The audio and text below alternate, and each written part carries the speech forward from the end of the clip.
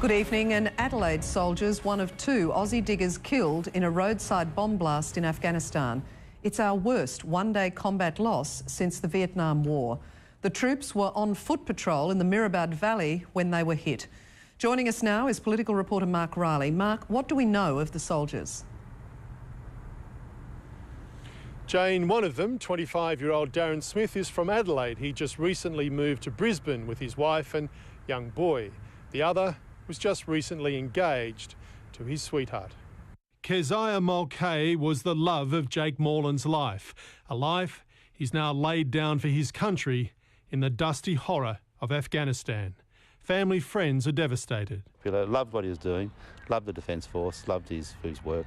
He was a popular soldier among his friends over there as well. Yesterday, Jake died with one of his friends, sapper Darren Smith, seen in this recent clip, and his bomb sniffer dog, Herbie.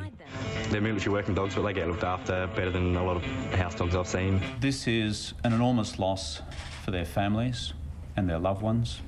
The soldiers from Brisbane's 2nd Combat Engineer Regiment called themselves the A-Team. This is the first multiple casualty certainly we've had since we've been on Iraq or Afghanistan. 7 US soldiers and 1 French were also killed on the same bloody day of fighting. Are we winning this war? Bodies aren't going to tell whether you win or lose this war. Darren Smith, seen here meeting the Governor-General on Anzac Day, was 25, married with a young son, whose daddy will now forever be his hero. Mark Riley, 7 News. Almost 8 years after Victor Harbour woman Bernadette Liston was savagely killed in her home, her lesbian lover's gone on trial for murder. The prosecution says it's a case about money, secret sex trysts and jealous rage. Frankie Marshall repeatedly challenged police to charge her with Bernadette Liston's murder. They finally did, and the 63-year-old's trial without a jury began this morning. In a fast-paced opening, prosecutor Lucy Board said the case was circumstantial, but it all pointed to Marshall. Ms Liston, who had more than $1 million in assets, had been shot 5 times in the head, brutally bashed, stabbed repeatedly, and her throat was cut.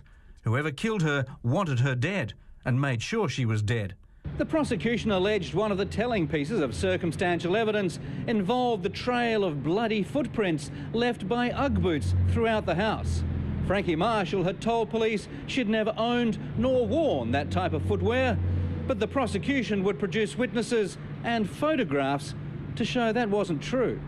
Ms Board alleged the motive was jealous rage. Ms Liston was leaving Marshall to continue a secret sexual relationship with Marshall's own brother, with whom she'd had a child. The accused had a lot to lose, her partner Bernadette and the lifestyle they'd been living. Her life was imploding. The trial could take a month. Graham Hunter, 7 News.